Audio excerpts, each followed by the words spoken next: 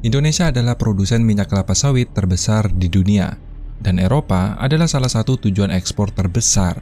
Namun sayangnya, Uni Eropa mengesahkan undang-undang baru yang disebut dengan EUDR untuk produk sawit asal Indonesia.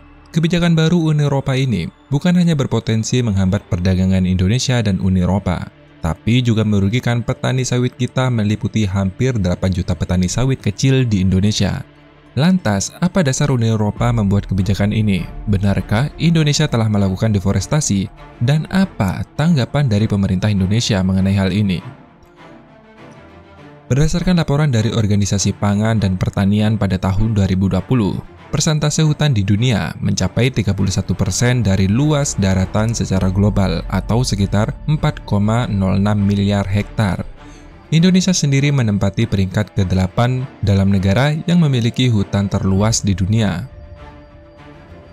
Namun, analisis data satelit yang dirilis minggu lalu oleh Universitas Maryland dan World Resource Institute, hutan primer khususnya di daerah tropis menurun dengan laju yang sangat cepat. Sejak tahun 2002 hingga 2019, daerah tropis kehilangan lebih dari 60 juta hektar hutan primer. Sebagai perbandingan, ukuran luasnya sama dengan 1,3 kali Pulau Sumatera. Salah satu penyebabnya yaitu diduga dari kelapa sawit. Badan Pusat Statistik mencatat perkebunan besar di Indonesia didominasi oleh tanaman kelapa sawit. Sedangkan luas kebun kelapa sawit di Indonesia setiap tahunnya terus bertambah. Pada tahun 2018, luas kebun kelapa sawit di Indonesia seluas 12,7 hektar.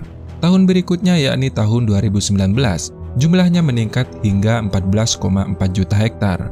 Tahun 2020 meningkat menjadi 14,62 juta hektar, dan tahun 2021 meningkat menjadi 14,8 juta hektar, dan tahun 2022 meningkat hampir 15 juta hektar. Artinya, dalam 5 tahun terakhir, ada sekitar 2,29 juta hektar hutan yang dialihfungsikan sebagai kebun kelapa sawit. Dengan alasan ini, Komisi Uni Eropa pada 6 Desember 2022 yang lalu mengeluarkan Undang-Undang Produk Bebas Deforestasi.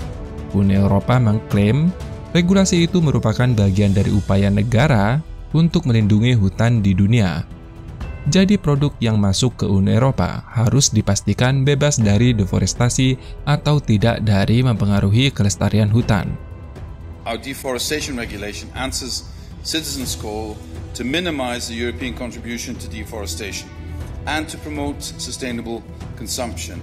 Between 1990 and last year, we've lost 420 million hectares of forest. That's an area larger than the European Union. EU demand for commodities like palm oil, soy, wood, beef, cocoa, and coffee are strong drivers of deforestation.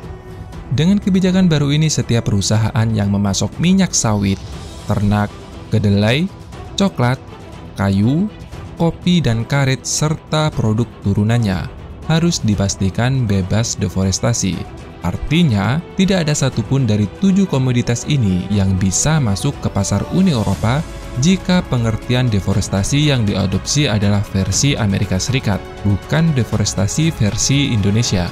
Jadi, pada dasarnya arti kata deforestasi ini sendiri sudah ada perbedaan sudut pandang dan definisi antara Indonesia dan pihak Uni Eropa.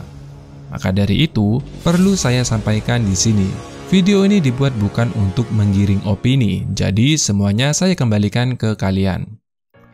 Lantas, deforestasi versi Indonesia seperti apa? Mengutip dari jurnal ilmiah Lembaga Ilmu Pengetahuan Indonesia, karya Jan Horas Purba dan Tungkot Sipayung, beranggapan deforestasi merupakan fenomena yang normal dalam proses pembangunan di setiap negara di dunia. Karena di daratan Eropa sendiri, deforestasi terjadi sejak awal peradaban manusia dan diperkirakan berakhir pada abad ke-13. Sedangkan di Amerika Serikat, dimulai sejak abad ke-16 sampai abad ke-19, yang artinya untuk Amerika saja butuh waktu sekitar 300 tahun untuk berhenti dari fase tersebut. Sedangkan deforestasi di Indonesia sendiri baru dimulai pada tahun 1950. Jadi, fenomena deforestasi di Indonesia saat ini dinilai sangat wajar. Lebih lanjut, jurnal tersebut mengatakan, terlebih hutan yang ditebang bukan hanya untuk membangun pemukiman seperti negara-negara yang ada di Eropa, akan tetapi digantikan oleh tumbuhan lain, misalnya pohon kelapa sawit yang juga dapat menghasilkan oksigen. Pendapat ini juga tidaklah salah, mengingat hal ini merupakan hasil riset penelitian juga.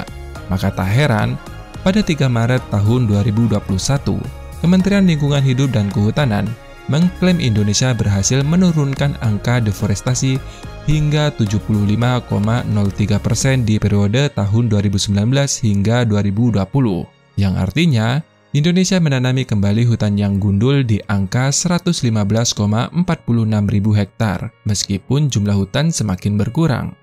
Hal itu tentu berbeda dengan sudut pandang Uni Eropa dan kawan-kawan. Mengutip dari Robs and Gray, deforestasi didefinisikan sebagai segala sesuatu yang dilakukan oleh manusia atau bukan, termasuk bencana alam, yang dapat mengurangi keanekaragaman hayati termasuk menjadikannya sebagai penggunaan lahan pertanian. Nah, di sini terlihat perbedaan yang sangat mencolok mengenai definisi tentang deforestasi. Yang menjadi masalah, selain Indonesia merupakan pemasok minyak kelapa sawit terbesar di dunia, di antara 7 produk yang terkena EUDR, ada 3 komoditas andalan ekspor Indonesia selain kelapa sawit, yakni kopi, kakao, dan karet. Sebenarnya, jika diteliti lebih lanjut, aturan EUDR yang dikeluarkan oleh Uni Eropa ini sebenarnya bak senjata makan tuan, bukan hanya merugikan Indonesia, tapi juga merugikan mereka sendiri. Sebagai gambarannya, sudah bukan rahasia lagi bahwa masyarakat Eropa sangat menyukai coklat, baik dalam bentuk padat maupun dalam sajian minuman hangat, di mana itu merupakan produk turunan dari kakao. Eropa ini sebenarnya merupakan importir biji kakao terbesar di dunia, dengan menguasai pasar sekitar 56% nilai impor secara global. Sebagai perbandingan, Amerika Utara dan Amerika Latin hanya menyumbang sekitar 17% dari impor biji kakao secara global, sementara benua Asia hanya sebesar 26%. Di tahun 2022 saja, nilai impor kakao Uni Eropa tercatat mencapai senilai 7,41 miliar US dollar.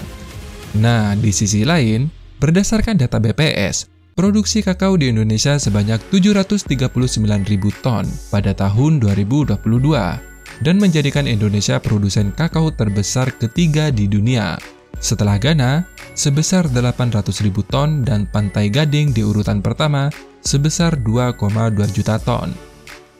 Dari sisi komoditas lain seperti kopi misalnya, kopi Indonesia juga merupakan salah satu komoditas ekspor hasil perkebunan yang paling diminati di dunia.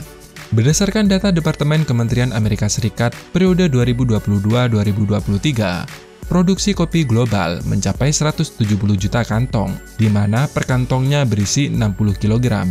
Indonesia sendiri tercatat sebagai negara penghasil kopi terbesar ketiga di dunia yang telah memproduksi kopi sebanyak 11,80 juta kantong, setelah Vietnam yang berada di peringkat kedua yang memproduksi sekitar 29,75 juta kantong dan Brazil di urutan pertama dengan 62,6 juta kantong. Ekspor kopi Indonesia ke mancanegara pada tahun 2022 saja mencapai 1,15 miliar US dollar, dan salah satu tujuannya yakni negara-negara Eropa. Produk lain yang juga terkena dampak dari undang-undang baru yang dikeluarkan Uni Eropa ini yakni karet. Meskipun karet berasal dari lembah Amazon, sekitar 90% pasokan dunia ditanam di Asia dan sebagian besar berasal dari Asia Tenggara. Mengutip dari FAO Stats, Indonesia adalah penghasil karet terbesar kedua di dunia dengan produksi 3,1 juta ton, sedangkan posisi teratas ditempati oleh Thailand dengan produksi sekitar 4,6 juta ton. Pada tahun tersebut, ekspor karet alam Indonesia ke dunia tercatat sebesar 3,66 juta US dollar. Nah, dengan demikian, undang-undang yang sebelumnya ditujukan untuk produk-produk asal Indonesia ternyata bukan hanya mengancam produk minyak nabati yang berasal dari kelapa sawit, tapi juga mengancam produk lain yang mereka sebenarnya butuhkan. Terima kasih sudah menonton, semoga informasi ini bermanfaat, dan sampai jumpa di video selanjutnya. Dadah!